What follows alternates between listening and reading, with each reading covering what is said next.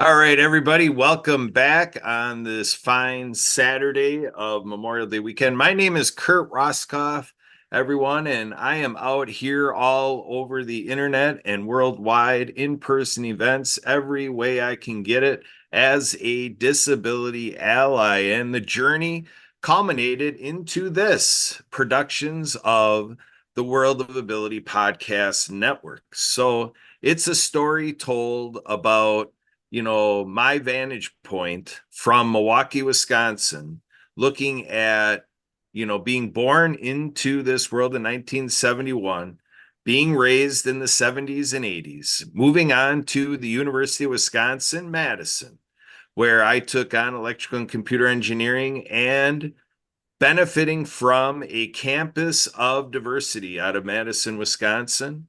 And then through business and through other ventures, having a unique experience of self introspection, being aware of our culture, our customs, and our genetic memory, and looking at how our world is actually rigged in a great way against people with disabilities.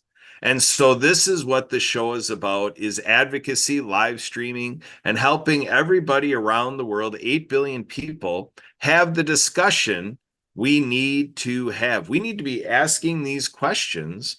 Why aren't there more presidents of companies that are presidents with disabilities? How much are we looking forward to having another president of the United States of America that would be another president with a disability? How about leaders of other nations? How about chair of boards?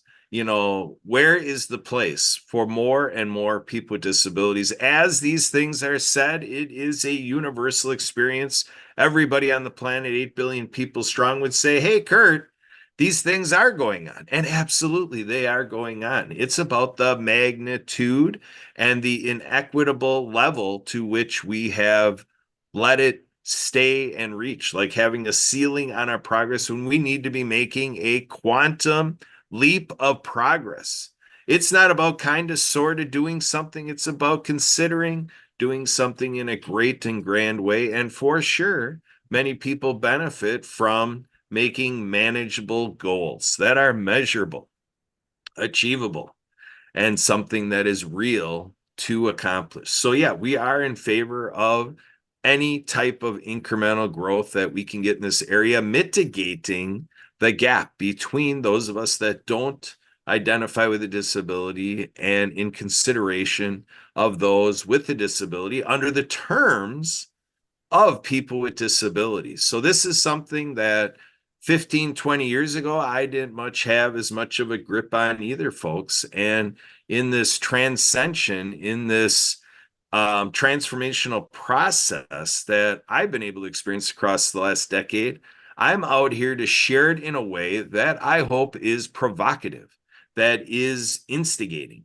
that is emulating and drawing in attention and consideration. We have been enjoying a lot of tremendous responses to these questions. Just yesterday, Friday, May 24th, 2024, our co-producer, co-creator, partner of productions, and co-host here, Sue, she was featured yesterday in a discussion that the folks who make it possible for us to do the Daily Huddle, they framed it as a global disruption. So we're going to be talking to Sue in reflection yesterday, and we're going to be providing you all of the references to the Daily Huddle and all of the illusions and instructions for what it is to catch up to what we're doing with that part of our project that we have conjured up to be the Ability Huddle. So the Ability Huddle is something concentric to our work with the Daily Huddle, but we once in a while play with that terminology, and then if we do it right, we'd give credit back to the Daily Huddle and refer people back to the Daily Huddle show, which is available Mondays through Fridays. Check it out. They have a tremendous YouTube channel and a tremendous Facebook page. These are the things we're enjoying, folks. I did a taping yesterday with Happy Neighborhood Project co-host DJ Horton, who does advantages to aging.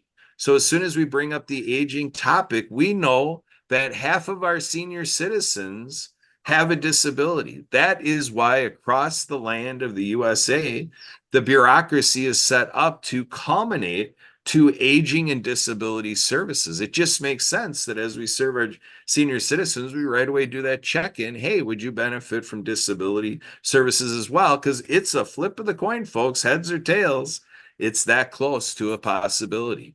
And in the realm of Americans with disabilities and in the global population, 1 out of 4 people are a part of this space where you might have already heard me, or if you're new to my work, you can know that I proclaim people with disabilities as the masters of ability, showing the way. We have a partnership with Suzanne Plumley, and she does a great show calling it the Aspie Bridge Show.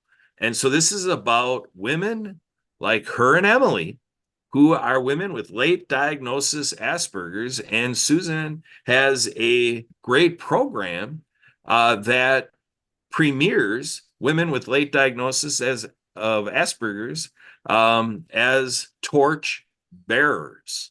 So we're going to be talking to Emily today to see, in all of her workings with Suzanne Plumley, what is Emily's relation to that idea to say that Emily M. Gollmer is a torchbearer. We're going to find out, we're going to dig in deep, and this is going to be a production like never, ever done before. This past week, people are in anticipation of Memorial Day, the most expensive holiday of any other holiday. And why is it so? When we say expensive, you're thinking monetary. We're talking about life. We're talking about loss of life, paying the ultimate sacrifice. Our veterans, our fallen soldiers who died for opening up the possibility of how things work in the world and for our nations, the ultimate sacrifice. So Memorial Day coming up here in 2 days here in the USA, and a chance to really come together in solemnity and solitude and solidarity to really get a grasp around peace. Because with making this ultimate sacrifice, what is it for?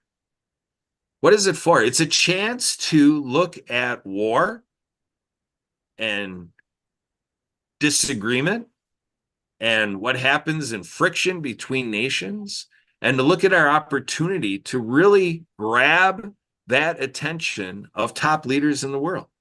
My assessment in the business of the world and in human culture is that there's really only 100 people. You can nail it down to, if you really want to convince me, a person who really could drive the rise of war and who these people are, you can only convince me to the tune of 100 people. So isn't that amazing that 100 people could drive the element of many people being killed and this whole aspect of veterans? Sue and I work hard with Project DieHard, and Emily supports the work as an ally to the work of helping the work of saving lives of veterans, kind of interceding, in that development of suicide ideation, and look at that element of PTSD because of what we as humans put servicemen and women in the throes of. Sue and I served as EMTs for 10 years. And there's a little bit of a culture there that there's a little different humor. Practice of humor is a little different when you are in pre-hospital care and in the practice of fire services. And when you look at when folks in the USA dial 911 and they get a response, and that very well could be someone like Sue and I, the capacity we have had, where you hop in an ambulance and you're the ones. They're crying for help and you're the ones. You show up on the scene and you say, "Hi, I'm Kurt Roskoff. I'm an EMT. I'm here to help you. What seems to be the problem today?" And then you document their chief complaint and you move forward and you build that. And you have a lot of adaptation and a lot of ways to logistically maneuver the human body in a way that is as safe as possible, protecting their bones and joints and their internal organs and everything that you're doing to give them the best possible outcome upon delivery to the emergency room.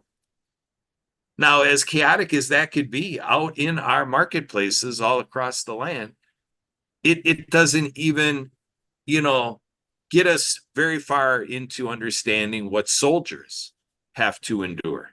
We are working with a veteran U.S. Army medic, Brian Gibson, with Project DieHard, and to think about what he has seen in his life. And he has lost a lot of his friends. He has lost some of the folks from his squad, from his Project DieHard team with the Army. Lost their life to the demon that is suicide ideation. I served as a board member out of Madison, Wisconsin, with the Madison Spinal Cord Injury chapter under United Spinal. And as I learned as a leader what we were all overseeing as board members, one of the great programs by United Spinal is peer support. And when you become a peer support, a peer for that peer support, they teach you that when you get into it, you might be looking at suicide ideation right in the face. So here in this realm of disability advocacy, having a disability services program and kind of giving a spotlight for issues, kind of practicing this muscle of the mind to consider a perspective that is more considerate and more empowering to people with disabilities. There are many, many examples. That's why we do this every week, and we have been doing so far for 3 years and 3/4. 3 3/4 years so far. We've been doing this World of Ability show. Sue also is the lead host for our Wednesday program with River West Radio, Ability MK now, going for 8 years. So this is one we're going to take to the finish line. In our trails, Sue and I have met a lady by the name of Ann O'Brien Satterfield. And I remember like yesterday being on the call with her, and the field of collaboration with that is she basically was a world leader in adaptive water skiing and in the context of providing adaptive water ski programs. And in my talking to her, she understood how serious I was in partnering with her and what it is for me to be, a leader in adaptive water skiing for life.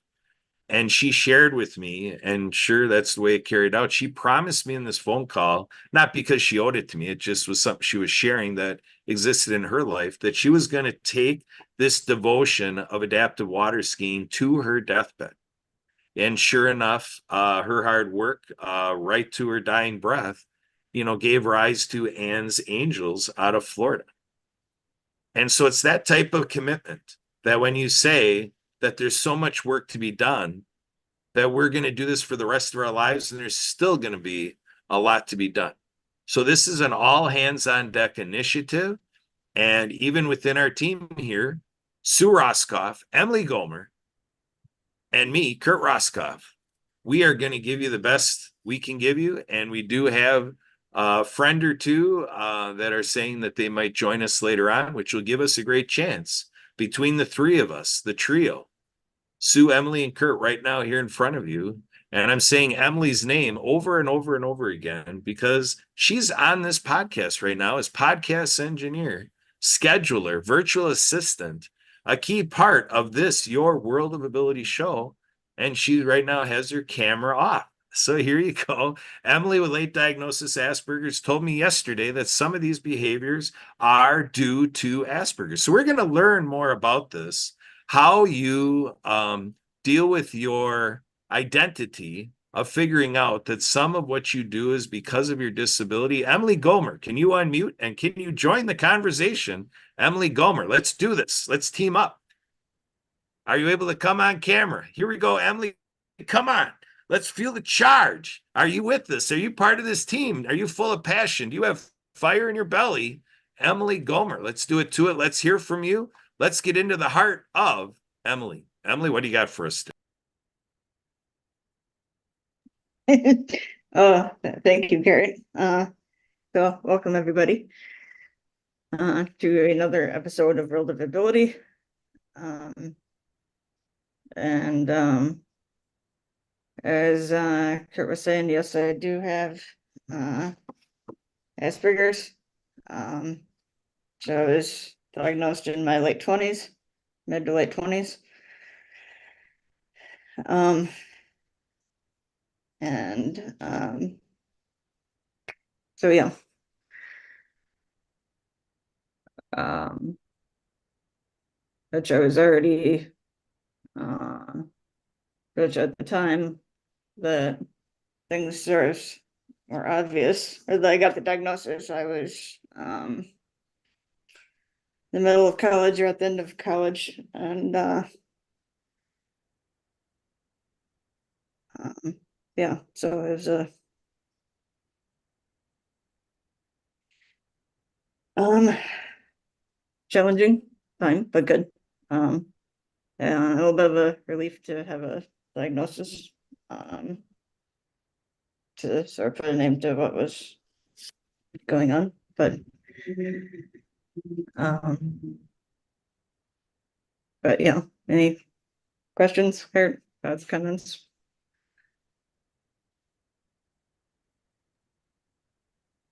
Yeah.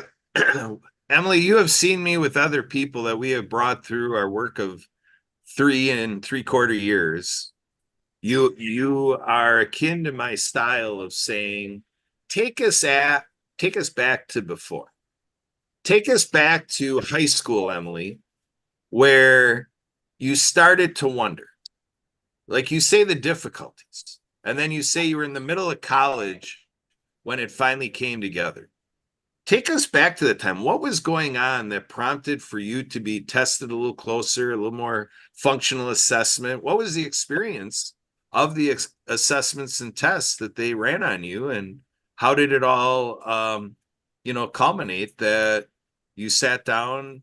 Was it just you and your doctor? Was it you and both of your parents? Not most of us, 3 out of 4 people, have no idea how this all works. So let us know, how does it work, Emily, and what was happening before you learned about Asperger's being a part of your life, and lead us into how is it a relief? Help us understand. Um,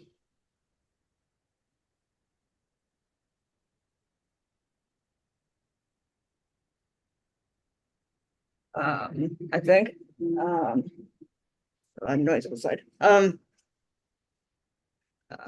I think growing up, um,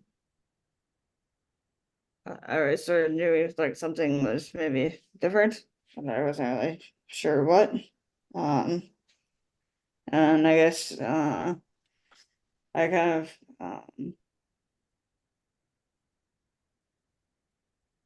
more or less did well, or it wasn't maybe as obvious.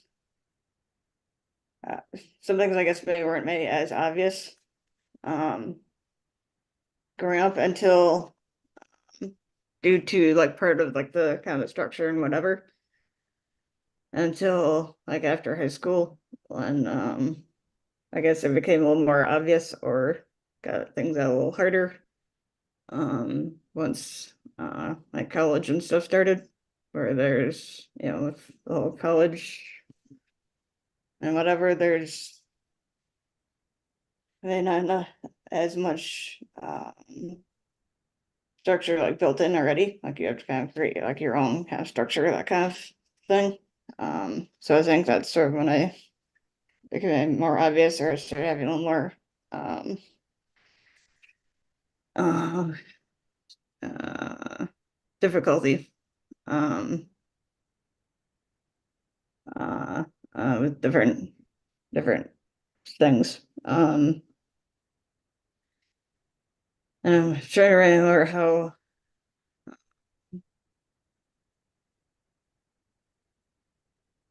I'm trying to remember how it came up about that. If I decided to actually get tested, I'm trying to remember, but um, because I just think when growing up, I'm not sure. So I grew up in like the late 80s into the 90s, and I'm not sure how many resources there actually were at the time. I think there might be a little more than there were.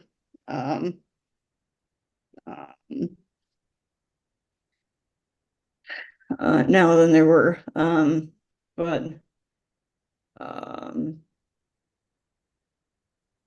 uh, I don't remember how really how it was decided to actually get tested then, but I ended up going to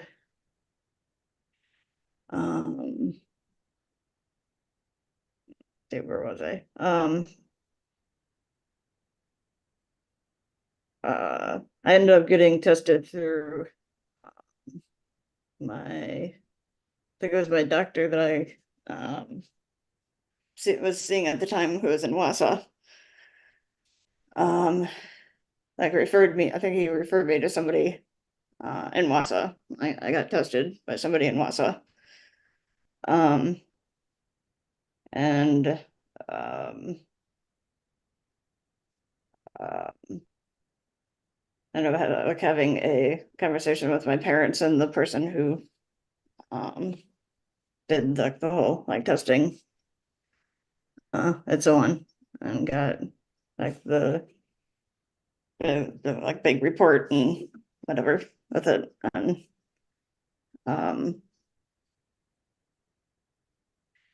it was just, I guess it was just a little bit of a relief, never to put a name to kind of the difficulties I was having, that there was a name for it, or could be linked to this, and so it helps to kind of know that instead of not knowing. Um,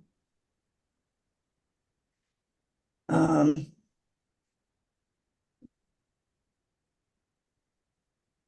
Good, because not knowing made it a little harder. At least I had something that I could maybe contribute it to, but the the difficulties I was having. So that was a big thing.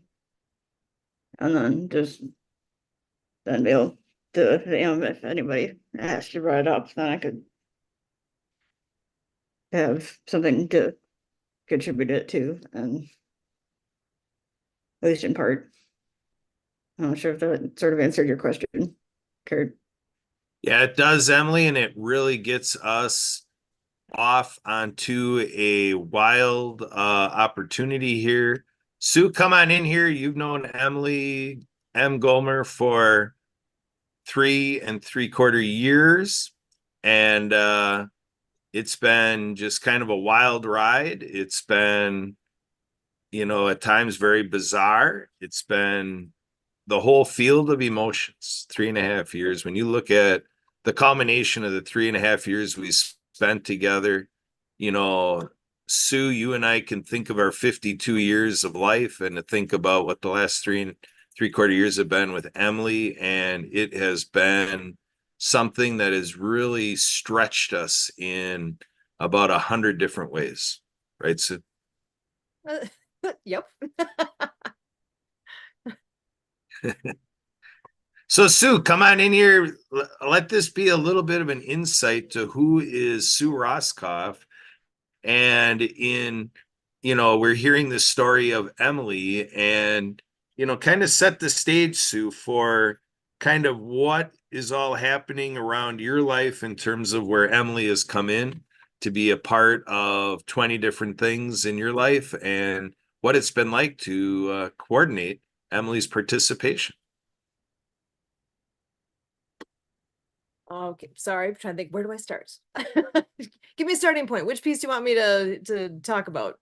Well, we're here at the World of Ability. We've been doing World of Nope. Ability for 3 3/4 years. So basically, Emily kind of came into our life kind of right in that midst when we were through Anne O'Brien Satterfield, Anne Marie Oblivion, through Yeah. Anne Marie Oblivion.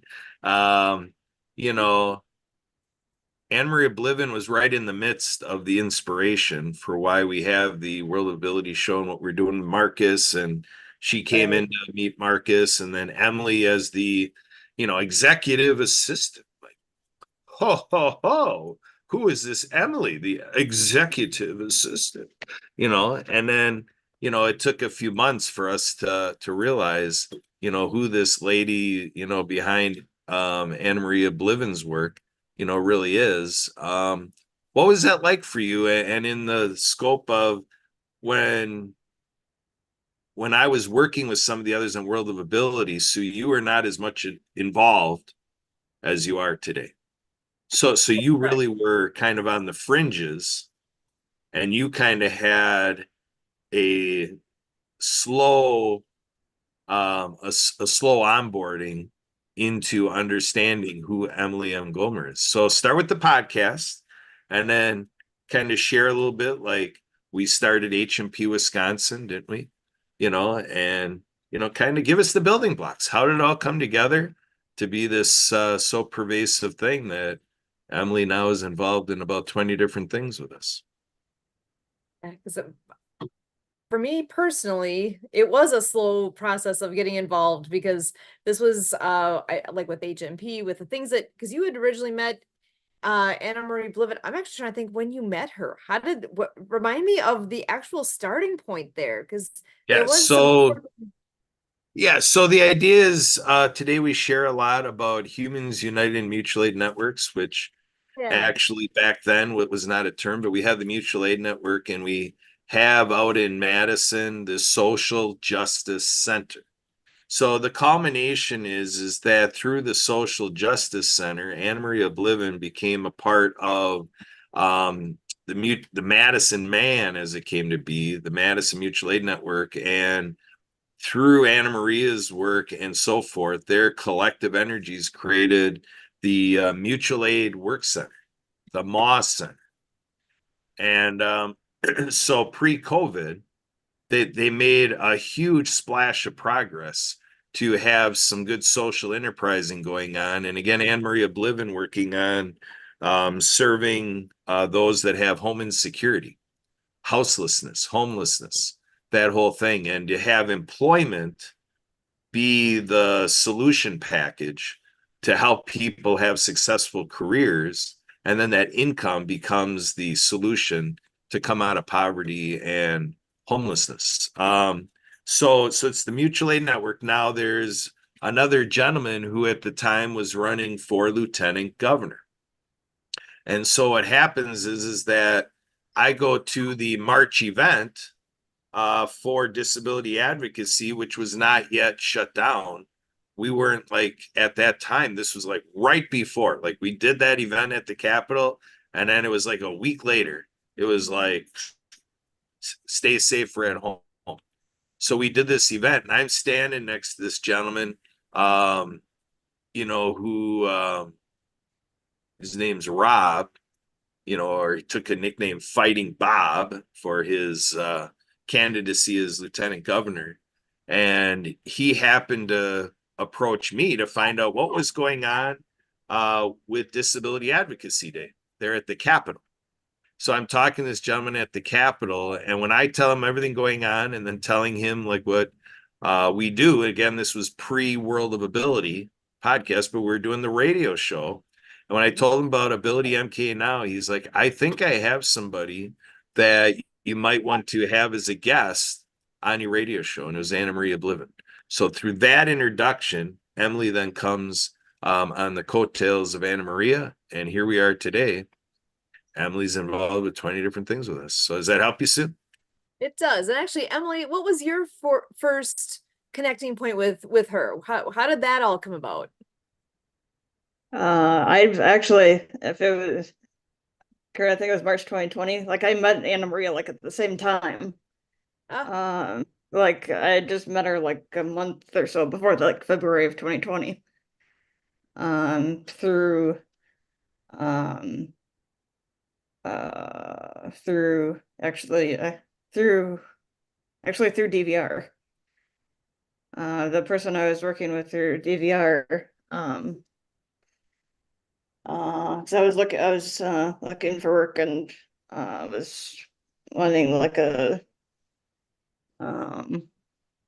what do you want to call it? Not necessarily an internship per se, but kind of like a work experience. And the person I was working with brought up Anna Maria. And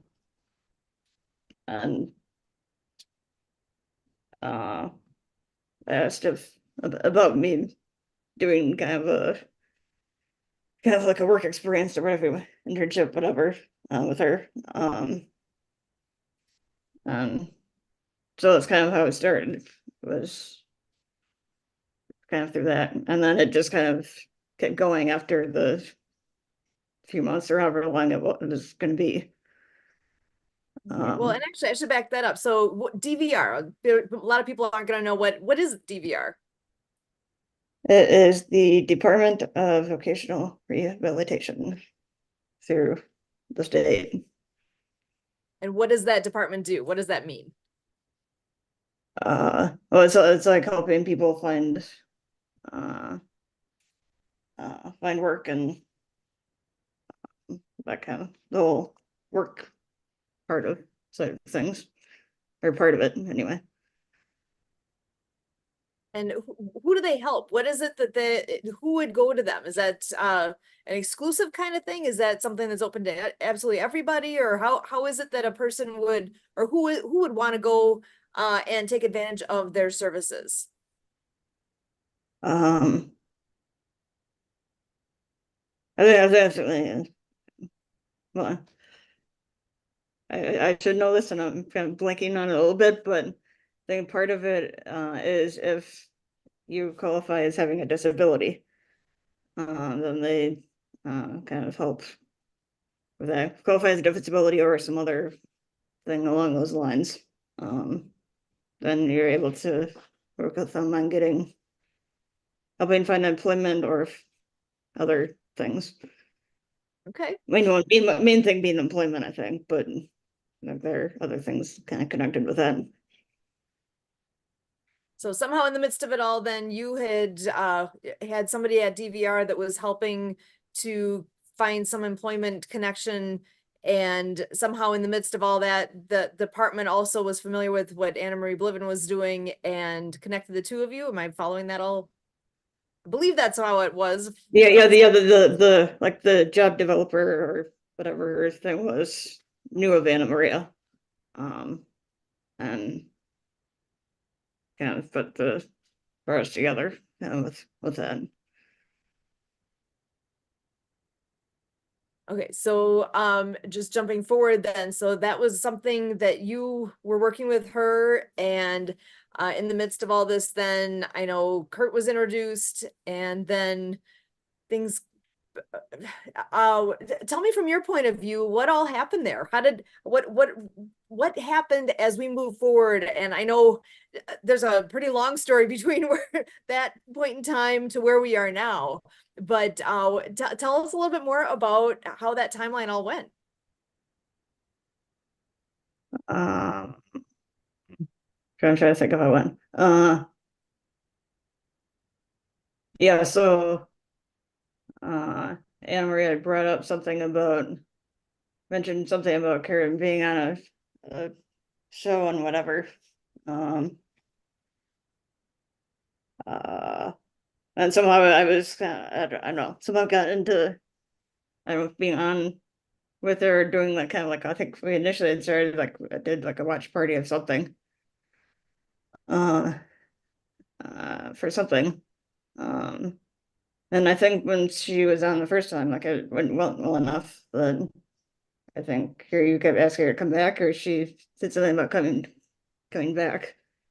And then she had brought up about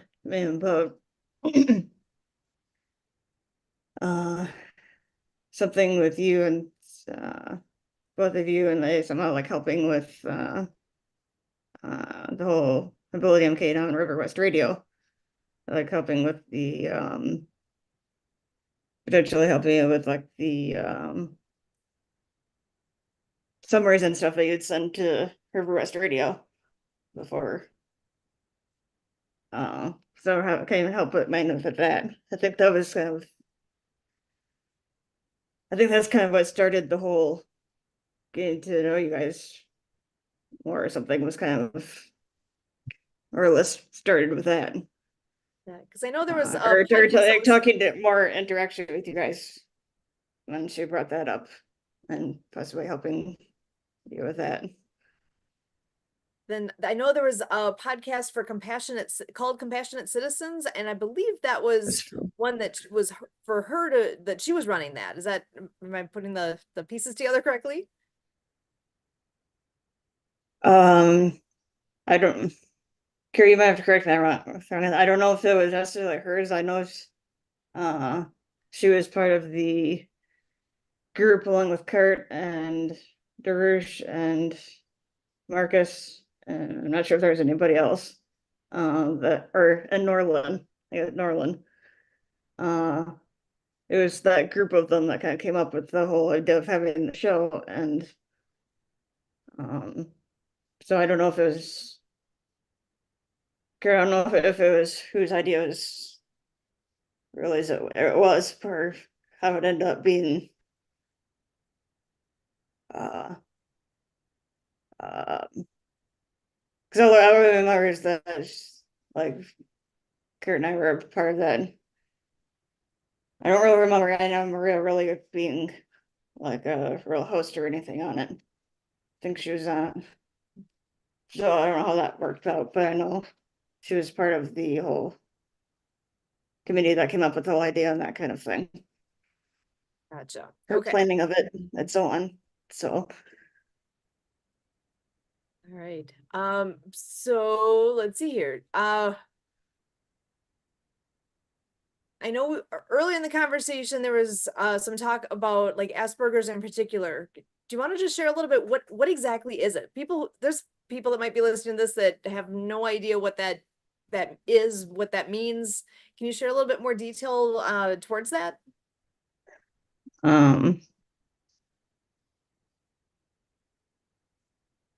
so Asperger's is kind of on the autism spectrum. It's a lot of it is kind of the whole kind of like social side of things, like the social communication, kind of like the kind of interaction, that kind of thing.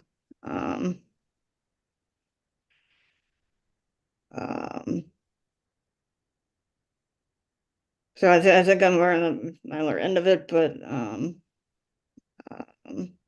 yeah, let me hold on here. Yeah, it's a lot of it's the kind of communication, social side of things.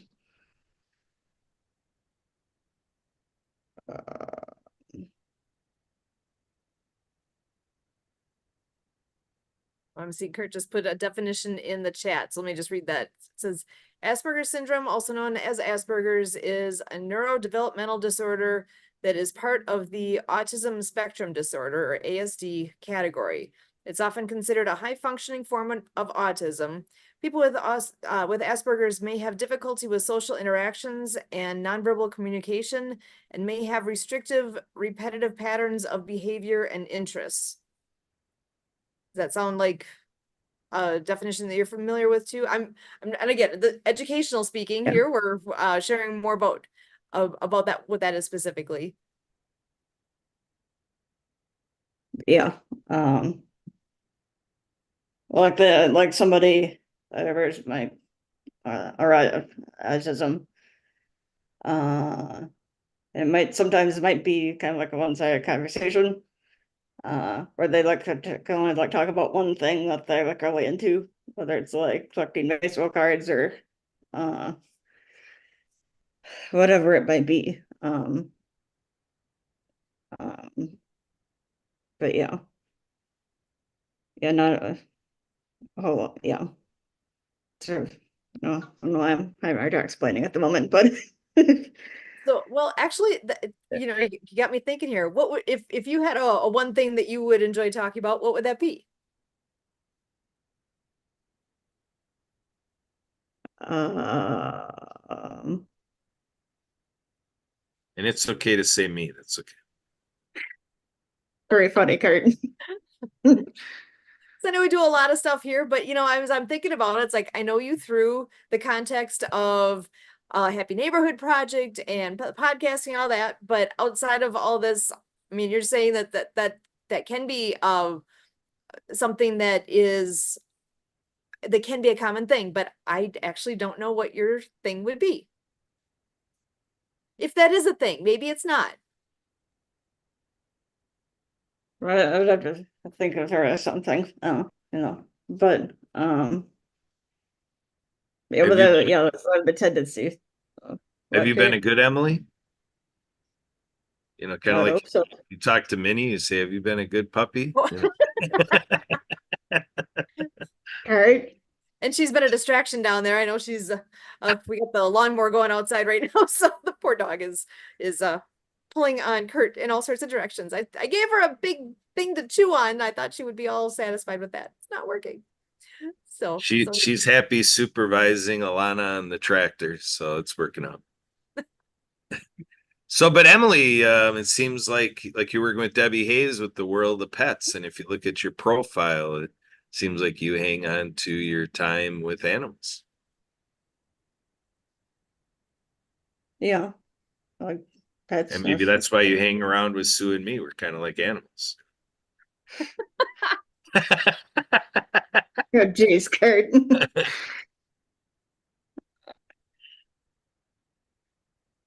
so I well, don't know if that's, go ahead. I don't know if that's the reason I hang out with you, because of that, but. uh, But what you Well, since you open up the can of worms, let's make that the next question for you, Emily. Why in the world of ability do you hang out with Sue and Kurt Ruska? Why do you hang with us? Why? Like, why don't you hang around with other people? put me on the spot here. Yeah, you're in the hot seat. Come on. Explain to the world, why do you hang with Kurt and Sue Roscoff? Why is this thing of 3 3/4 years still going on?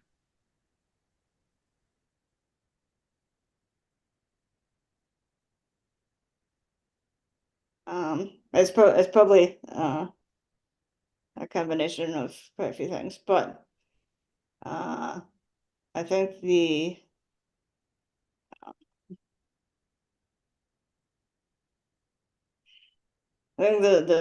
biggest thing is kind of the whole idea of the whole disability advocacy part of it, and all of the things that we're like involved in, and there's kind of the whole that and the fun in it and that kind of thing. So I put in my introduction about you helped Suzanne Plumley with the SB Bridge show, which by Suzanne's program, she would look at somebody like you, and she has in her heart that if she could inspire you, Emily, to be a torchbearer, to be like here on the World of Ability, helping people see through the light of your lived experience what you're dealing with as a woman with late diagnosis Asperger's, and how folks like Sue and me could better do things like the World of Ability and all the 20 different things we do together. Kind of give us a little bit of a dive into your work with Suzanne Plumley, with what you see she does, and has she inspired you to be a torchbearer? Well, I mean, I have helped her with the live streaming and recording of her Raspberry Bridge show. It's every Tuesday morning at 11 a.m. Central. So if anybody is interested in being on the show, let us know. I can figure something out about that. I guess in a sense, she has. I mean, the few people that she has had on the Pearsall show so far been interesting, and somebody else that she has mentioned that is in the whole this whole disability thing as well. But also kind of gets me thinking of the what I've been doing for the last 5 years, six now, or will be six, with the Autism Society of South Central Wisconsin. I think that's kind of started connected in with this and having the integral conference, and for the last 5 years, will be six conference this year. And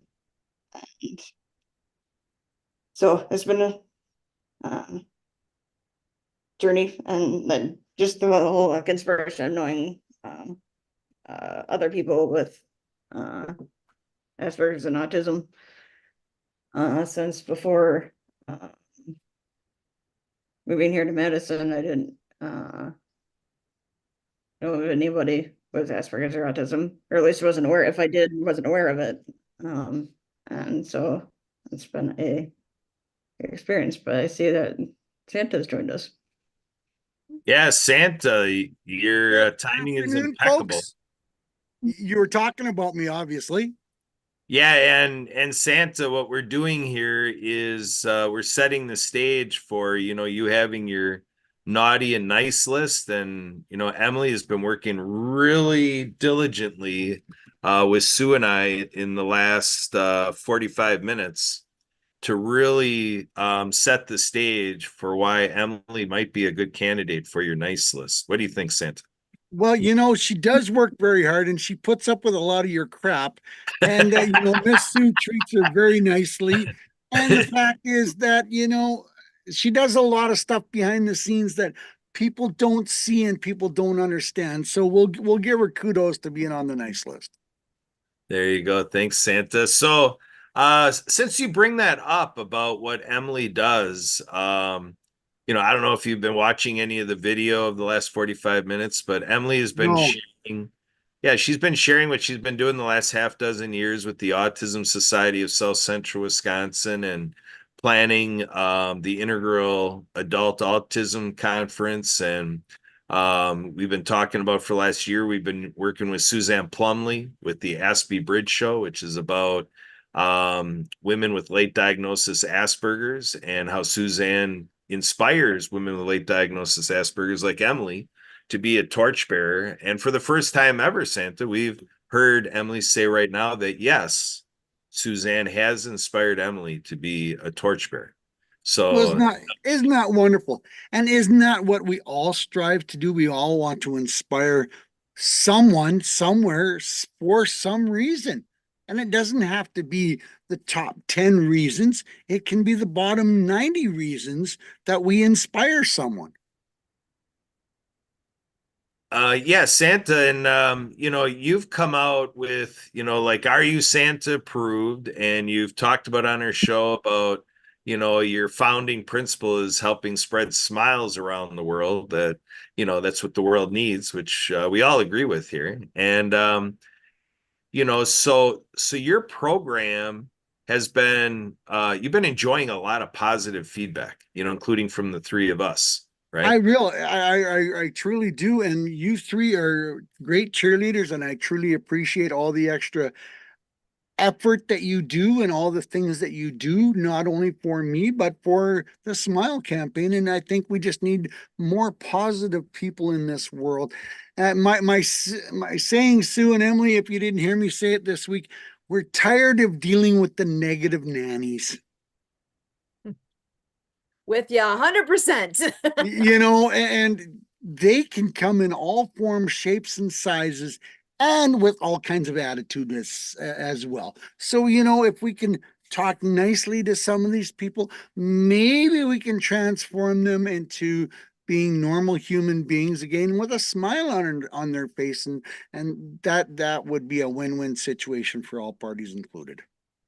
Yeah, and we know you have Buddy, who talks about the cotton-headed ninny muggins. So he talks about the ninnies, right? It's gotta be a Wisconsin thing, Sue. It really does. No, that's a pretty popular movie, Santa. You got to check out that movie Alf, All About You. So, Oh, there you go. There yeah. we So, go. so Emily, you are our, podcast engineer, scheduler, virtual assistant extraordinaire, and Santa is ringing your praises here about what you do behind the scenes. But Emily, as our co-host here, what question is in your mind for Santa Papa John right here? Think of a question that you, Emily, want to know that you haven't learned yet about Santa Papa John, and let's ask him right now. What's your next interview question for this, your podcast, The World of Ability, for Santa Papa John? I'm scared. Right? I have to think. Well, while you're thinking, as you talk about the smile campaign, one of my favorite phrases I've heard is if somebody doesn't have a smile, give them one of yours. Absolutely. Absolutely. And it's if we all contribute to each other's happiness, where's it going to end up? A happy world, a better place. And that is a pretty powerful movement. Yeah. So, Emily, you've been able to introduce Santa to friends of yours, like let's say Barry Shore, our ambassador of joy. So, Emily, what is it like to be able to bring characters like these guys together and just be a part of this social enterprise tribe? What do you think of all this, Emily? I think it's good. Yeah, it's very fun to bring Santa to, or not just Santa, but I mean, feel like Santa and Barry and then the other, just with how both of them are with their whole like personality and whatever. It's It was an amazing, fun to watch. Emily, it was very amazing to be with a man that life and for some reason threw him down to the actual dirt and crawling around in the dirt and see how he's come and risen back up and never quit. There is the ultimate description of a person that says, I'm never quitting. He was so down, so low, there was no getting up. He said he was in the hospital for, I believe it was 144 days. If that doesn't kick a person in the head and say, why am I continuing to trying to succeed? Why am I trying to keep moving forward? There is the ultimate person that says, never quit. I am not giving up. I will succeed. I will be positive. I will be happy. And kicking the crap out the door. And, a lot of people cannot get over that hurdle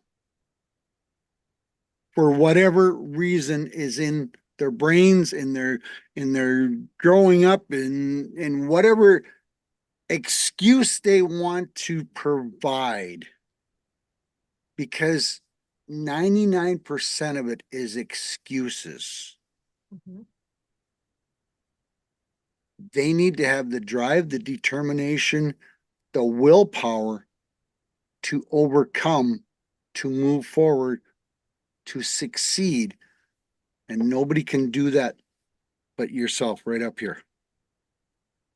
There you go. Well said. Holy So- moly. Is this being recorded? That was a pretty powerful statement. I don't think I recorded. Yeah, we are witnessing a motivational speaker career in the making right here. With Santa.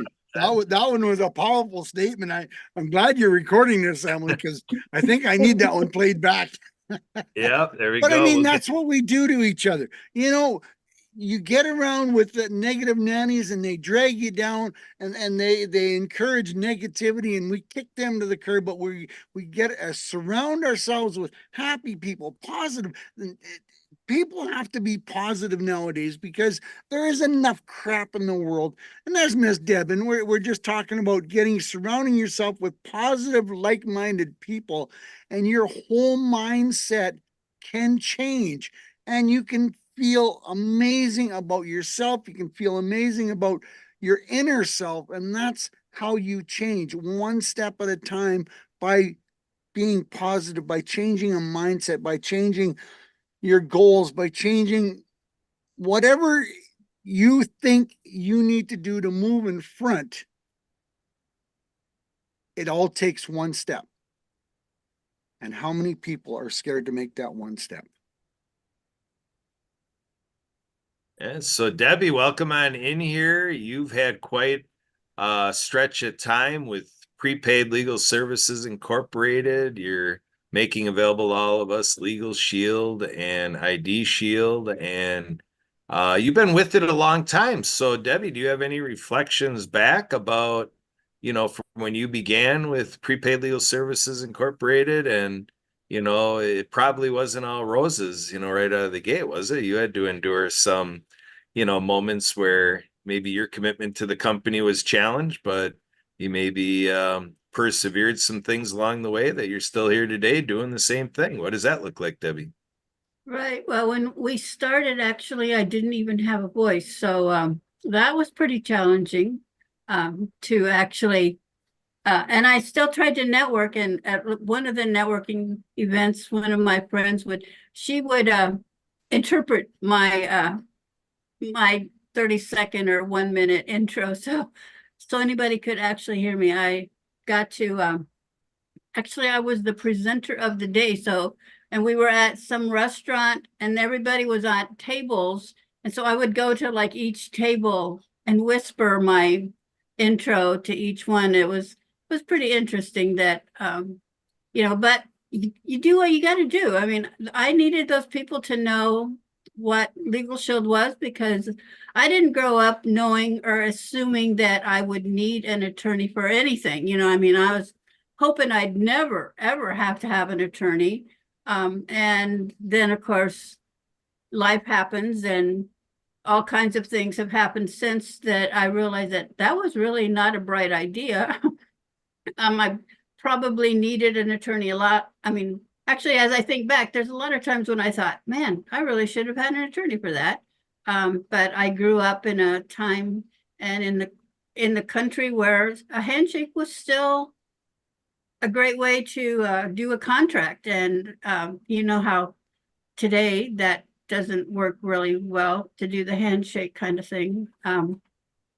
But so having an attorney that is also a real person, not just somebody that's way up there on the pedestal that you don't ever want to talk with, has been, I mean, that was kind of an eye-opener for me, that our attorneys actually got into, probably most attorneys got into their profession because they actually wanted to help people, which is, a general thing. A lot of people became nurses and doctors because they wanted to help. And then, the federal government sometimes gets in and kind of messes with some stuff. But anyway, even with our attorneys, they have big, by the time they're actually in an office and doing things, they have some pretty good substantial bills. So needing to make some money is important, but I love that our attorneys are all well experienced.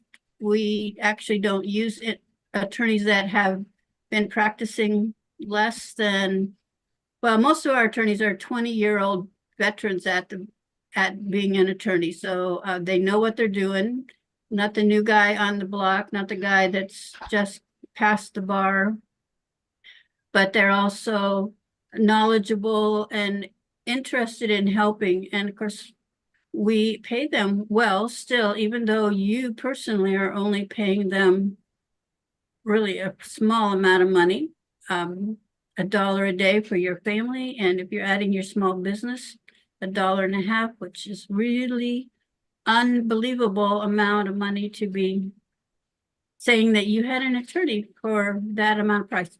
And of course, now with our app on our phone, our guys are pretty easy to get a hold of. We even have an emergency button on our app so that in a true emergency, you can call them and be talking to an attorney in probably less than 5 minutes. So it's pretty awesome.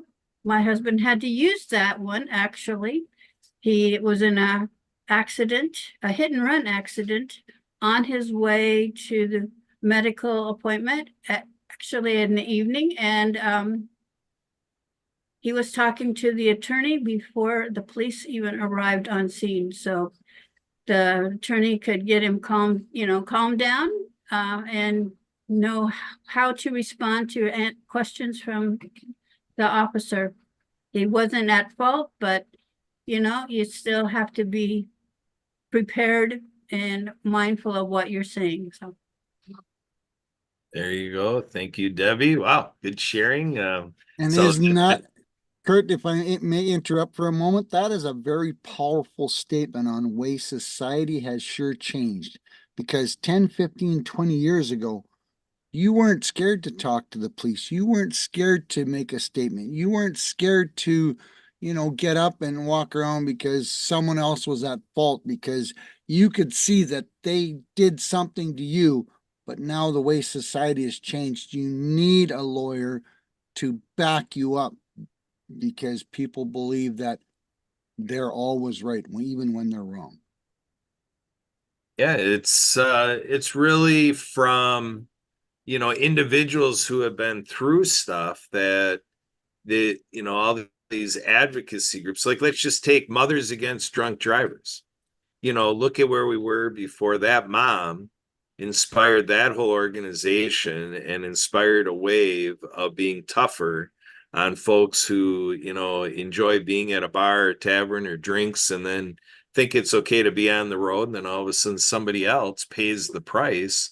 It's just all sorts of legal topics like this that our society has just had to be tougher because there's something to be said about peer pressure. It used to be a thing that was more for our kids, and how do we help our kids with peer pressure? But the reality is that adults make many destructive decisions because of peer pressure. And the only way to kind of take command of the freedom that adults figure that they have and to rein it in is to have tough laws and to have that law officer in a position to say, I'm sorry, sir, you don't have a right to take that chance with another person's life. And then the attorneys are there to help mitigate that, because when people are trying to protect their lives, it gets kind of serious, and if something happens to them, and I know firsthand, I'm one of those people. I was out enjoying a fish fry with a couple friends and I imbibed in some drinks and I had a 0.08, blood alcohol level. And I was only needing to go 6+ miles to return home and I didn't even make it, and I collided with somebody who is a, who serves as a surgical technician. So a day of helping in surgeries, returning home, and then colliding with me on the wrong side of the line. And so I had to do community service and the like, and do the legal process and work with an attorney and be, working with a guy who's like, boy, they caught you red-handed. They caught you with the smoking gun. It's like, so I pled no contest, and I had to get through that. And actually, the lady that I collided with is actually only 2 blocks away from us right now as we're talking. So these things happen in life and they are legal matters, and it is something that has to be sorted out. And, and that was criminal law, so with having my license revoked and stuff like that, which is interesting. Now having a daughter who just 2 days ago got her learner's permit. So there you go. So Sue's teaching her how to drive. Right. Right. And I'm wearing the crash Okay. helmet. He's way better at it than I am. I stress her out. Oh, He has the calm voice, he's actually really good at it. Okay. So, and we do have, Barbara Weinstein on here. I want to check in with Barbara to see if she's available or if she's just here to troll us today. Barbara, are you out there? Because we always enjoy the color commentaries of Barbara Weinstein, and vibing in life. We're talking about spreading smiles and protecting ourselves and our loved ones and, joy of life that way. And we're talking with Emily about stuff that she's done to, learn a bit more about herself with her diagnosis and so forth. But Barbara, what do you bring to us today? What's happening in the world of Barbara Weinstein? I got a busy day starting at 5 o'clock, before 5, 4:45 this morning. My friend and I were at the ocean before the sun came up. We were playing, and this is learning new songs and doing laughter yoga and singing. That was wonderful. And then going to a women's study meeting, and that was wonderful, wonderful. It's a Buddhist group of women who are all studying the new human revolution, which is, to me, the good that came out of World War II. People saying, okay, enough. How do we each individually take responsibility for what's happening in the world and try to understand cause and effect? And it was exciting because the women who were talking have been practicing this for a while. So there was a sense of people being heroic in the room and appreciating each other and admiring each other for hanging in there, never quitting, just holding on to this vow of I'm going to do good in my lifetime. And that was great. And then someone giving me a ride home, and I have to learn how not to do this. And they were saying they hadn't eaten lunch yet. Oh, here's some places we could go. And so right now I'm fighting falling asleep. But yeah, there's it's these little things that make me have a lot of hope when I see that. When I first started chanting 56 years ago, and I said, I want to live in a world where nobody lies, where we can all trust each other, we're all caring about each other. And the person said, Barbara, I can't promise you that, but I'll tell you, you'll evolve to a place where you'll know when people are lying to you. And I had an experience like that the other day, and I had the courage to confront the person on it. And it just brought some joy in my life because, I've gone through this life and I've never been that authentic. I've never been that brave before. And it turned out good. This person was supposed to give me money, and they ended up doing it, after me confronting them. So that's what's happening in my life. It's just, I'm kind of loving life a lot right now. Feeling that, life is precious, and just want to be so determined that I'll be able to put these little pieces that I've been able to put together in my life from having great teachers and make good on some of the promises I made, like wanting to create space for people who have obesity problems, because there's really no place that they can go. Like there's places for people that have drug problems, alcohol problems, all these other problems. But this one is a big one, and there needs to be places that, will embrace people like that. That's like no way to lose your life, and help people come back to where they're feeling good about themselves. And, looking at the drugs of choice that we all have. And mine has been to be able to go to sleep, to withdraw from what's happening, which I just said, I'm just really wanting to sleep now, but I have a good reason to, right? But yeah, we just don't know how long we're going to be on this planet. And it's exciting when you feel like you have something to contribute and you have ways to contribute, right? That's a great feeling.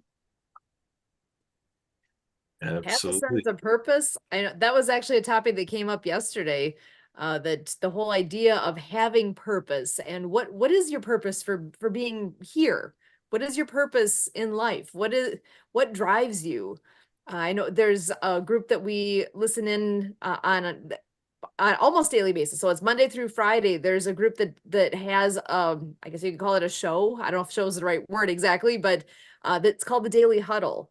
And that is something that is fun to tune into. I've learned a lot. I've picked up bits and pieces from the different topics that are taking place each day. It's at 8 o'clock Central, 8 a.m. Central. And to catch the information for that, there's a website, I'm sorry, just www.dailyhuddle.com/live, LIVE. So dailyhuddle.com/live. If you go there, I think you just have to like put in your name and your email address so that they'll email you the link for it. Mhm. And it's wonderful. And I know a few months ago, Kurt was spotlighted on one of the events. That I think that was maybe back in October.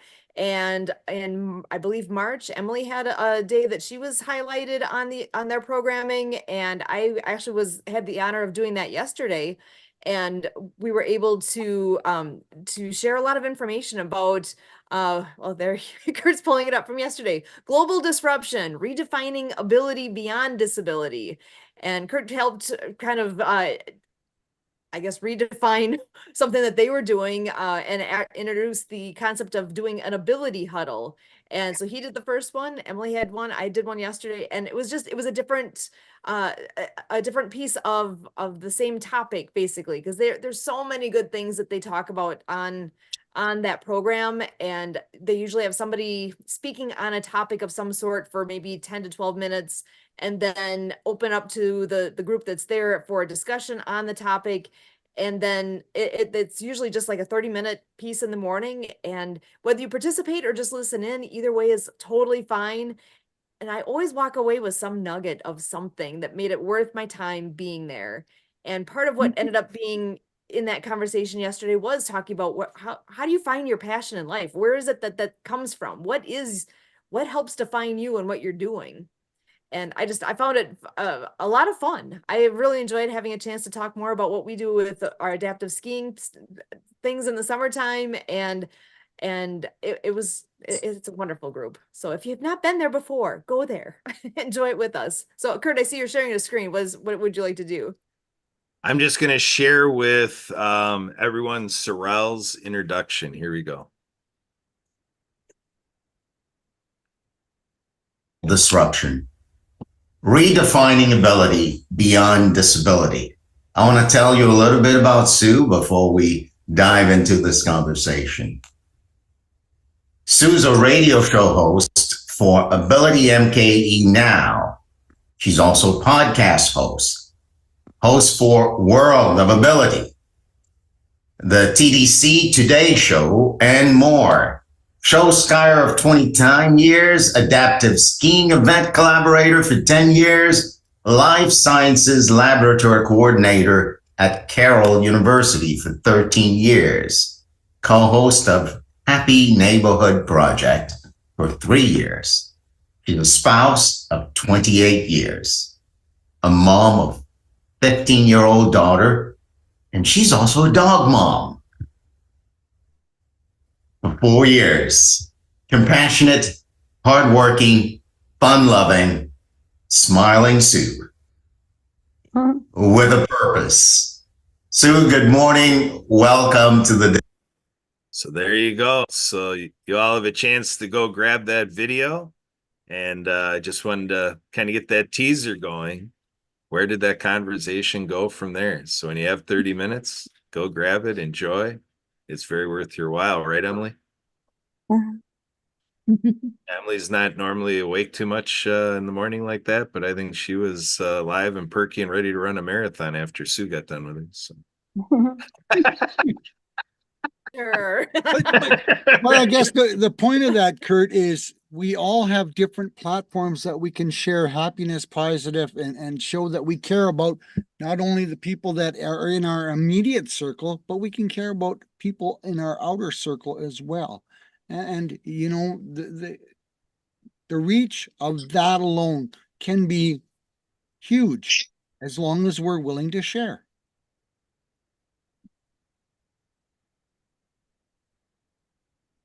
Kurt froze up. I can hear him Mhm. talking downstairs. He's frozen. He'll be back as soon as it loosens its grip. Yeah. I was There, you're back. thinking, Well, go ahead, You're Barbara. back. oh, I was just thinking how nice, like your husband must be he's got to be so proud of you. You know, that was such a beautiful introduction. And he's got to feel so lucky to be with somebody who can be introduced with that much going for her. What do you think, Kurt? Yeah, absolutely. We were talking earlier, Barbara, about how Emily now in 3 3/4 years has evolved to, do ongoing about 20 different things with us. Folks like you and Debbie and John, you're always knowing that, we're doing a lot. And, it takes this type of teamwork and collaboration to make it possible, and knowing all these fantastic people, from like the Happy Neighborhood Project and these posting parties, that Kathy Weaver, helps us with. And Barbara, I wanted to take a moment. We're doing a little bit of reminiscing today, Barbara, and we're kind of recapping, how our lives have intersected. And so, Barbara, you and I came together through Wellness Weavers, and a good handful of years that you and I, Barbara, have been doing what we've been doing. And you were there when we got introduced to Anna Maria Bliven, with Onward and Upward and Prosperity Pathways. And then Emily came on the coattails of Anna Maria. And then Debbie here, we've known for a few years, and we're working on our first year, knowing what our future is all about with Santa Papa John. But Barbara, can you recount this for us a little bit? And knowing the Roscoffs for a half a dozen years, kind of, why do you keep coming back into this stuff that we do? And what does it all mean? And where do you think we're going, Barbara, with all this? Good questions. Why I keep coming back? It was when I found this space, and I know after almost everything I'd say, I was like, did I make sense? Did you understand me? And you were always so encouraging. And it meant so much to me. My son, he got to feel proud. I got to read my father's children's story, and I got to read my daughter's essay for her. Oh, it was a story for her school that won awards. And you were so validating that there was goodness and purpose and intelligence in my life that I had to share with other people. And I'm just really proud to, be a part of this family. I'm grateful, and I'm looking forward to, growing so much more. There we go. We're ready for the ride too, Barbara. And we value that you're a part of this. We always celebrate when you're able to connect with us here on the World of Ability show. You are definitely a core part of our team. And so Debbie, I want to pick your brain and kind of thrust into your heart a little bit more. I think of the last few years that we've known each other, Debbie, it was a little slow going in terms of you figuring out what the Roscoffs are all doing. And we had Emily always inviting you to these podcasts, and boy, you are a lady that plays hard to get. I tell you what, Debbie Dub Miller. But hey, it is Miller time now. What's that? She's a busy lady. She is. Oh yeah, that's what I was gonna try to lean into a little bit, Debbie. You do make the rounds. You participate in a lot of different virtual events. You're sharing on your social media some in-person events right there in Kansas City, Missouri. See, she's been in Missouri a while because she says Missouri, where we say Missouri, Wisconsin, and that's where she's from. So Debbie, tell us more about it. What has the last few years meant for you with Sue, Emily, and me, and getting to know folks like Barbara, and then this 2024 rendition with Santa Papa John. Debbie, where do you think we're going with all this? Well, I've enjoyed getting to know you. Actually, my husband is from northern Wisconsin, so back in the day when we were all doing some Wisconsin Happy Neighborhood Project events. I enjoyed going there and meeting the Wisconsin friends that I could possibly meet when I come to Wisconsin and have coffee in person, which sounds like a wonderful idea, especially now as I know you even better. And of course, we could always buzz over into Minnesota and see Papa John. So, or maybe he'd just bring his sleigh and buzz over to Wisconsin. Who knows? You can't tell where you might find him. But yeah, I'm not the techie person, but I'm learning. And you know, I guess one of the silver linings from COVID is that we learned, at least some of us had to learn a lot of things about internet and technology that we had not learned. Obviously, Sue and Emily and you were well ahead of me with the technology thing. I have no clue about podcasting personally, so I just hop on here and I can learn. I mean, I don't have to learn a lot. I can just say, hey, I'm here. I'll talk when you need me to talk, and help hopefully other people find that Legal Shield is a great benefit for them, and ID Shield keeping their family and their business safe. So I Excellent. appreciate this. Yep. Likewise, Debbie. This is good stuff. We're like a World of Ability family here. And so John, I've got a business proposal to you that comes to you in the form of a dream vision. Are you ready for such a thing, Santa Papa John? Let's hear it. All right. So I'm the creator of Global Ability Fest. And, you know, I say the commercial is honing into Disney World down there in Florida.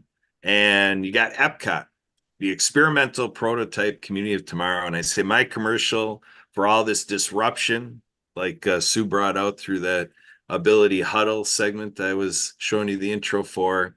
And I kind of think on this magnitude that when we're on this social enterprise, there tends to reveal itself a magnificent, majestic way to do it. And when I look at you, John, like you said, when you were on with Barry Shore, you shared with him that you've got a lot of work you've done as a truck driver, right?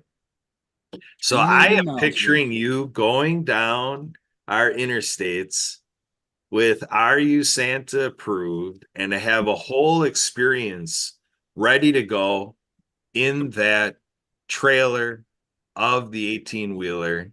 I used to be in logistics, John. I worked for Food Ingredients Incorporated out of Waukesha, Wisconsin, and I worked with truck drivers to get food ingredients all around the world. And then I moved on to technology.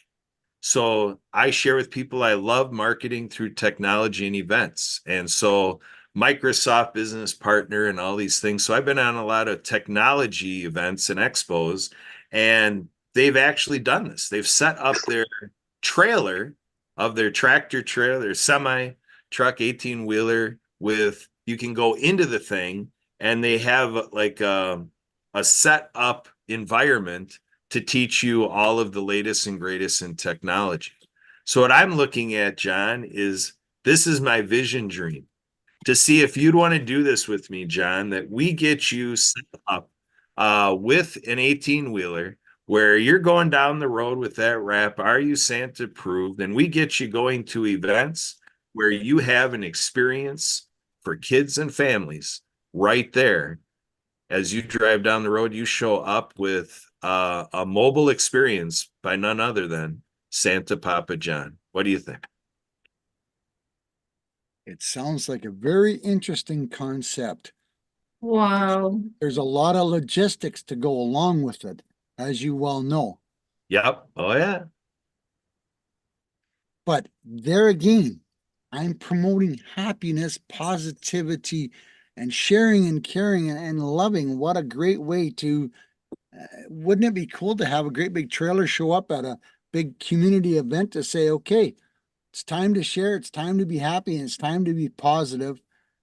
We can throw the negativity to the side. So there is some possibilities, and you never know where that could lead to, but you know, that's got some interesting ideas to it. Now, I'm going to give a lot of credit to the gentleman that just showed up on the screen, Mark Laufenberg. I've had the privilege to serve with him as he was president of the Madison Spinal Cord Injury Group, and we worked together with United Spinal. And what happened back in 2015 is we had the ADA Legacy Tour bus. So that was a bus, not an 18-wheeler, but there too is another example about how you can put on the road an out of the box experience, you know, and you talk about, you think outside of the gift box, but Mark, can you share with us a little bit of your reminiscing to the ADA Legacy Tour Bus? I'm pretty sure you did get to visit the ADA Legacy Tour Bus, or am I remembering wrong? Did you visit that? Yeah, I did visit it briefly. Well, I guess I don't know, but I kind of mainly remember the concept, of it, and the sincerity of the people. I guess those were my two biggest memories. And I didn't see anybody necessarily combative like you have in protests, currently around it. It was just sincerity and, some good ideas that I hadn't thought of. Yeah, the ADA Legacy Tour Bus was coordinated by a gentleman out of Atlanta, Georgia, with the Shepherd Center there. He was the advocacy director there. And so he basically just took the bull by the horns and helped wrangle up this thing that we know as the ADA Legacy Project. And he teamed up with a gentleman out of Texas who is a nationally and in some sense internationally known photographer that had captured a lot of photos by disability advocates like ADAPT, where Sue and I have been trained to be civil disobedient advocates. So to the point of, you tell them whether you're willing to go to jail or not. And if you don't want to be that one that is advocating to the point of going to a jail cell, then they arrange it so that you don't take that risk, but you're still with them to give the battle cries of Americans with disabilities. And Sue is just flabbergasted in the last 8 years how there still needs to be such an organization, because we're talking about this group of people, and the civil disobedient thing takes us back to the day before ADA, where they had to make a stand, so to speak, with buses. And these people kind of proceeded with their wheelchairs out into the streets and then got positioned in front of that bus and saying, "You're not leaving without me," to make a statement. Like, what am I supposed to think? You got all this transportation and you don't have transportation for me. And they're the ones that we can give credit to, that we have accessible buses today. And this is a group that still has to go into lawmakers' offices and so forth and still practice this civil disobedience. Sue and I were just trained on that. What was that, Sue, about 6 years ago? Sounds about right. Yeah. About 6 years ago. So this is all, current stuff happening. And that's why the importance of getting this narrative out and sharing the story is so important. But one thing I want to do is every day we do the 12 o'clock Central shakedown. 12 o'clock Central, every day we do the shakedown. And we have Mark here, who I've kind of conjured up that we have an On Your Mark program, because Mark prepares this background and he helps us know what we're celebrating today. So Mark, we weren't able to do that with you earlier today. Would you do the honors and share everybody your review of what we're celebrating today? Actually, and give me just 1 second. I actually was pulling up, you were talking about the bus. this is what that bus was, the Road to Freedom. I actually, Wait, Believe who it are or not, those two people in front of the bus? I don't know, who are those two crazy kids? I don't know. Wow. So that actually was what toured around the country. Cool. Thought it was worth sharing to give the visual of what the heck is this thing you're talking about. Yeah, they Cool, did a though. wonderful job with it, and they're hoping to bring it back someday. It's just like John was talking about, there's a lot of logistics to it. So when the nation can get organized again and get back to where we were in 2014, 2015, I'm hoping we'll see the ADA Legacy Tour bus once again. But Mark, what are the notations of today? Oh, well, Hey, I what guess are all the highlights or? probably the most important one is National Missing Children's Day. Of course, hoping for an end or certainly an improvement into that nightmare. And well, it's also National Sing Out Day to exercise your singing talents, and National Towel Day to appreciate something as simple as a towel, but nevertheless an important item, even though we don't give it much thought. And along with that, National Bath Bomb Day. For whatever reason, that deserves a holiday too, I guess. There really is a holiday for everything. And National Wine Day, probably popular with Kurt, a lot of people, or dinner, or if you just need a little break to take the edge off. And then it's Geek Pride Day. Yes, you can be proud of the nerdy things. good Love it. job, Mark. Good job. And we think of Kurt on many of those sentiments, and he's so he keeps smiling through it all, and we love him dearly. Thank you, John. Appreciate it. So, in maybe a little bit of H&P fashion, Kathy Weaver fashion, we get Emily to take a photo during Shakedown, and I've been talking about we got to start doing that at World of Ability. So, if everybody's agreeable, I think we're going to get Emily on here as our resident paparazzi and see if we can kind of get a screenshot here to kind of show this crew that we've been doing the show with. And if anybody else joins us, we'll just do another one, but typically happens on the Shakedown right after Mark does his, then there's community announcements, but we'll mix up the order today.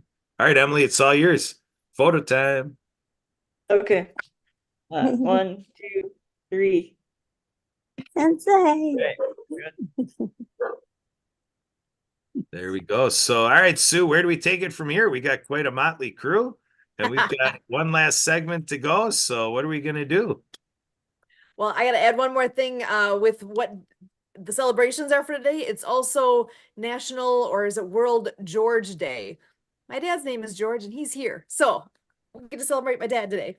So, all the Georges, And least we not forget our other group there, Kurt. They were doing a great big fundraising kickoff today for Project Die Hard, and we got to throw in a kick and a curve for them. And we can't forget the people that this weekend is not a celebration for the ones that came back. It's a remembrance of the ones that gave the ultimate sacrifice. So Project Die Hard is doing a great service to help the ones that came back that need some services, and we cannot forget about mentioning them during this. Excellent. Yeah, Much and appreciated. yeah, and with Fill the Can Challenge, this year's Fill the Can Challenge sparked an idea already for 2025. So we are out there recruiting for who is going to be coming forward to give us Easter Bunny. We want Easter Bunny to go up against Santa Papa John in 2025 and take the Fill the Can challenge to a whole new level a year from now. So help us find the Easter Bunny, ladies and gentlemen. Absolutely. Absolutely. And so So with oh. that, I just was going to share what exactly that is then. So the biggest fundraiser that Project Die Hard has each year is the Fill the Can Challenge. And this is the first year they are doing a virtual can as well. And with that, there are some head-to-head competitions, like you were saying. So Fill the Can, there actually are physical cans in locations around Paducah, Kentucky, and where the Forward Operating Base Rush is located, which is in Makanda, Illinois. And there's a building there. There's a 10,000 square foot building on a 20 acre property where the first Forward Operating Base is located. The plan there is to remodel the entire building. So far, part of it's been done. The kitchen's been done. There's a gathering space. Actually, the kitchen has been through all of its inspections. It's approved. It is ready to go for activities, events, whatnot to be taking place there at that location. So if you are anywhere near that area of Makanda, Illinois, and are looking for a space to meet, to do whatever your group needs to be doing, consider that as a great location, because that is something that we need to share out far and wide so that people know that is there and available. So what exactly is Project Die Hard? It is there. It is in existence for the horrible reason of the veteran suicide problem that we have in our country. So that is a resource, a place. It's all about giving hope to veterans. So that fundraiser that is taking place, it's starting now, whether it's through the virtual cans, which, by the way, they're, like you're saying, head-to-head competitions. Did you know, World of Ability, we are going head-to-head with Diva. Live Creatively. We are in a head-to-head challenge with Denise for the fundraiser, and it runs officially from Memorial Day through Independence Day. And there are many head-to-head challenges taking place. You are welcome to donate wherever you would like to. And if you would like to, they also would graciously be accepting all sorts of prayers for support and whatever is best for you and your family. They are looking to do some big things in the very near future. And the only way that happens is through volunteers, which we're also looking for volunteers, whether it's a few minutes a month, a few hours a month, whatever it could possibly be. But through volunteers and through money. We're just being practical and real here, that to accomplish the things that need to be done, it does take that. So that's where we do not want to be the best kept secret. We want people everywhere to know what Project Die Hard is. And if it is not in a location near you yet, that's part of the mission too, is to spread and to be having locations all across the country. So we are in the process of getting that all moving. It's been going for a while. Brian Gibson is the president and founder of the organization, and that man is wearing too many hats. He's doing it all. And we are here to help and get people knowing what they are doing, what this organization is all about. And yes, they are doing a live kickoff event that actually, I think the live session that they were doing on location just ended a short time ago. So I'm hoping they had lots of people that came through. Feel free to reach out. We're on Facebook, we're on YouTube. We do every Monday night at 6:30 p.m. Central. There is a live broadcast that we do called Mission Monday Update. So everything that's been going on this past week, it's Memorial Day on this next Monday. There's still going to be a Mission Monday update. Kurt and I always are at these events, except we're not going to be at that one because that is our kickoff ski show for the year. So we will be on the water at that exact moment. But Brian will be there. He will be giving all the updates and telling us what's going on, how today went. And that will be the kickoff as we move forward over the next just over a month here for this fundraiser. So actually, Kurt, back to you. All right. We're going to go full circle here. We're going to lean back on Emily a little bit. And Emily, I know you just chomped on a little snack there. Go ahead and enjoy while I set the stage for you that, as your mind and your mouth clears, you're going to profess something profound. Get ready, Emily, because we're going to take you back to when you were doing some cares for folks at an independent living center. And then you transition to work with Anne Marie Oblivion. And, you know, so all this stuff with working with her and Prosperity Pathways and onward and upward. And then we all got introduced to this gentleman by the name of Edwin Edeberry, who's our Chief Happiness Officer with the Happy Neighborhood Project, and our lives were never the same. And lo and behold, all these people started to come into our lives. So Emily, come on in here and reflect a little bit. What does it mean for you and how you've transcended from the year 2020 to right now, May 25th, 2024? And what do you think about this group here, Emily? And where do you think we're going with it? All I have to say is that it's been a very fun and exciting journey and meeting everybody that I've met through this whole process, and looking forward to the future, and what's to come. So I'm hoping this continues to grow like it has been, and so on. So does that answer your question, Kurt?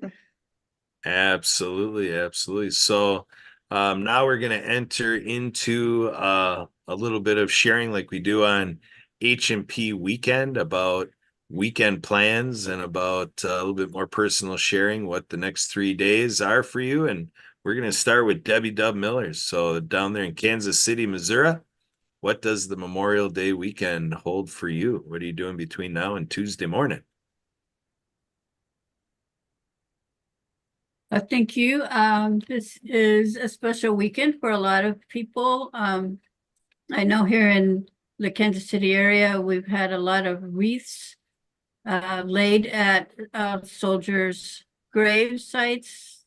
Some of my friends are very seriously into the wreaths across America, and so they've been busy trying to raise money to put wreaths on all the graves in most of our towns here in the metropolitan area. So that's a big thing.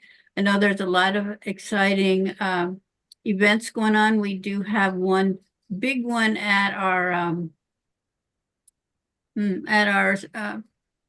train station where the symphony is actually going to play, and then they'll do fireworks tomorrow night, hopefully not in the rain, but well, you never know. With the weather this year has been super crazy, but it's a great time of celebrating, but remembering those that have given everything for our freedom, because obviously our freedoms are not free, and they have been paid for with a very high cost. And so a lot of us have had family members in my hometown. My great uncle has a flag in our park, which is just representing all of the families that have had soldiers there. So it's I think there'll be a lot of family time here. One of my sons is in the service right now, and we'll hopefully get to see him. So it's great family time, but also time to remember. Fantastic. Enjoy. So Santa Papa John, what does Santa do now through Tuesday morning? Well, I get to do some marketing, but I am going to, when I get off here, I get to go upstairs and help Mama plant some more plants in the garden, and then I get to actually mow the grass. So we got to do a little yard work and a little bit of helping Mama look after her plants. She loves working in the garden, and she's got a little garden set up with some tomato plants and some pepper plants. So we got to look after them and make sure they are nurtured and looked after and cared for so that they can grow and bear fruit. Excellent. Your reindeer don't Fantastic. take care of your yard for you? You got to work on that part. No, the reindeer eat them. So we got to fence them and put the fence around so the reindeer don't get at them. They just need to mow your Okay. yard for you. Well, Yeah, you I have to wish. you have to have your elves help you, Santa. Well, this is true. I had one of the elves, grandson was here last weekend to help mow the yard. So that was awfully bonus, but he's not here this weekend. So, and this time of the year, we know the grass likes to grow, 10 feet a week. So you got to chop it down. There we go. Very good. Well, we'll call that World of Ability approved, ladies and gentlemen. Sounds good to me. So, all right. Well, Mark, you're the next one. What does Mark Laufenberg do now between right now and Tuesday morning? What's the life of Mark Laufenberg like on Memorial Day weekend? Well, later today, well, not too much later, but I'm going to go with my sister to buy a few flowers and a couple tomato plants, put around my house, and then tomorrow I'll maybe take in a ball game and catch maybe the end of the Indy 500. And on Monday, I usually go down to the veterans little memorial area of the park there. And they have just a brief parade of 5 minutes at the most, but then they have the presentation for Memorial Day, and they read off all the names of the people in the surrounding area were in the wars, the service. First, those who lost their lives serving, and then some of the deceased members also of the nearby area who were in the service, not necessarily died, abroad, but they passed away. Maybe their life was shortened from combat injuries. They were Purple Hearts. Okay. Wow. You really have a stack of plans there. So enjoy your weekend. Sounds like good stuff. So Barbara, we're going to do a sound check out to you. If you're able to come back in here, we're looking for a little bit of, glimpse and gander and the glamour of Barbara Weinstein, what it looks like between now and Tuesday morning. What you got stacked up for the next few days, Barbara? I am. Let's see if I can get myself back here. You can hear me? Yep, Yeah. we hear you. Sound check all Okay. clear. Talk away. Okay, that's good. I'm determined to face so many of my fears with phone calls to people who are lawyer kinds and contractors and people like that. But more than anything, if I could start touching down on writing what it is that I feel I've been so fortunate to have come across, some great teachers, some wisdom pieces of the puzzle of life that seems to be coming together for me, and want to be able to focus on putting together words that are easy to listen to and will make people smile. And I'm going to work on that, as well as walking and swimming and things I need to do to get strong and healthy again. Tomorrow morning, I get to go to this Buddhist community center, and we're all going to study together. We're going to pray together and study together, and that's always uplifting. So those are- Excellent. Mhm. Yes, sounds like a wonderful weekend. Enjoy. Thanks for sharing. Thank you. You bet. So, all right, Sue Roscoff, you get to represent what goes on between now and Tuesday morning at Roscoff's Manor, the Roscoff family, and all the shenanigans that you get us going on. What are you doing, Sue, for the next That 3 I get days? it's going on. Talk about a head to head there. I don't know who shenanigans more here. So yeah, lots of fun things going on here actually. So my parents are in town, so we've got a lot of fun going on here with them. And on every day we do shakedown, so I can't forget that. Everyone's always welcome to join us at 12 o'clock noon Central for the shakedown. And there's a Zoom link if you want to join us live on just like this. It's easy, it's fun. 15 minutes of music in motion, followed by Mark's what's going on today. He's so good to have a different background every day with literally what's the thing to celebrate, so we know what's all going on. So that's every day at 12 o'clock noon.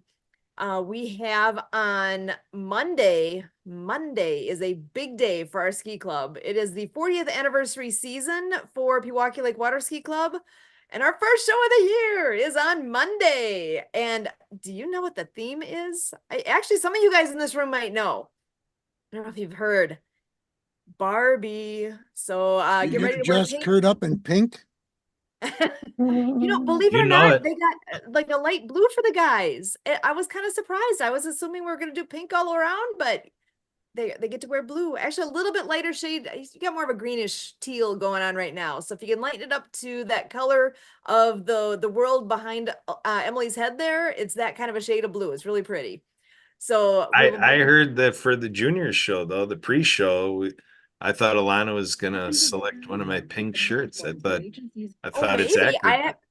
I was Yeah. not privileged to that part of it. I don't know. So yeah, pre-show starts at 5 o'clock on this Monday. And our daughter Alana is the show director for the pre-show piece of this. We got some other friends that are the show directors for the main show, as she is a skier. I think she's skiing in like 4 different things. She actually, brag time, she is basing pyramids now. She puts a little girl on her shoulders, takes off and is the bottom on skis while all these people are climbing on her. She even had me climbing on her in the gym the other day. So what the heck? How is this happening? That's crazy. It is. It's awesome. So we've got a big fun summer plan. So when she gets mad at mom, she says, "Okay, mom, climb up on top," and she goes, "Wait," Yeah. and you go swimming. That is the rule on the water. When in doubt, dump the chick. So if you're a base and you're in trouble, see ya. I think you should definitely have a couple of extra pictures for that so we can enjoy the view. Awesome. Yeah, we'll have to do that. We'll make sure to get some pictures going here so we can have that in our background too. It's gonna be a fun summer. So we do have shows every Thursday night all summer long. So if you are in the area, come on out. It's fun. Just bring either a lawn chair or a blanket or something to sit on and literally sit back and enjoy. We've got actually they have a really good show planned. You know what? There's even a song where all of the Kens come and dance, and it is epic. So you You're have not to Ken, catch you don't that at count. some point. Oh my gosh. So that's our weekend. That's a fun. Well, sorry, I gotta add one more thing. Alana, if you didn't know, just got her permit to drive. So we'll be doing a little bit of that later today yet. A little bit tomorrow, actually all weekend. She's got little pockets of time here where she's gonna be behind the wheel. I gotta get used to this. It's gonna be awesome. So that's it. Back to you, Kurt. If she's not confident, take her to a big parking lot, Kurt. You know this rule. Take Oh, her yeah. to a big parking lot. Tell her not to drive into the light poles, but I mean, that gives her some confidence and some ability to start and get her confidence up before you put her on the big road. Yep. From there we go to Interstate 41 and we just throw caution to the wind. Here we go. I will not be in the car for that. Don't play bumper pool with the big trucks. Right. Yep. Good point. Big guys And always when the lake freezes over up north, you can always come up with Alana and let her learn the how to maneuver in the snow and the ice. It works really good to teach them. So Awesome. Okay. it, All I'm right. sure it Absolutely. gives mom and dad a heart attack, but you know, it definitely gives me a heart attack when I first actually experienced it from my husband. Like, anyway, yeah, it was crazy. This Awesome. Nebraska girl had never ever seen anybody drive on the lake before. So It's a yeah. whole new experience, isn't it? It's even more fun when you put a blindfold on. yeah. Oh, you're way up. Yeah, we actually do have a friend who is blind, and he told us a story about he's got another buddy who actually did take him out onto a particular Indiana road and, let our friend who's blind drive away. Quite a story. Well, they did it in the movies, so why not do it in real time, right? Yeah, exactly, You right? did it. I'm As long as you glad got I a good wasn't you. co-pilot and you don't have someone screaming in the back seat, you'll be fine. Yep, there you go. All right, Emily, we left you with 2 minutes to give us your 2-minute nugget. So give us a little insight what you got in store for yourself now until Tuesday morning, and any last words. And if you want any of us to say anything more, if you're going to take us on out of here, because we're in the concluding 2 minutes, it's all yours, Emily. Take it away. Well, probably enjoying the nice weather and possibly making it out to Brat Fest, which is this weekend. And nothing real planned at the moment. But I just wanted to thank everybody for joining us today. Appreciate it. And remind everybody that we are here every Saturday at 1 o'clock Central. So I'd like to have you back whenever your schedules allow. And thank you to Marcus Hart, thanks for Media, Zach Clayton, Back Channel, Lawrence Wingate Studios, Jay Stoyan, and the Disability Channel for their support of the network, their shows, and playing them and so on. I think that's about all I have at the moment. Thank you, Garrett. That's it. That's a wrap. We'll see you back here next Saturday and all throughout the week with our other shows. And Santa Papa John returns onto his VIP live stream on June 10th. So mark your calendars, everybody. Monday, June 10th at 5 o'clock Central. Join Santa with his VIP panel for masterminding and brainstorming. So Awesome. join us back on this Zoom then, and all of our shows in between. Bye for now. See you next time. Gotta jump, guys.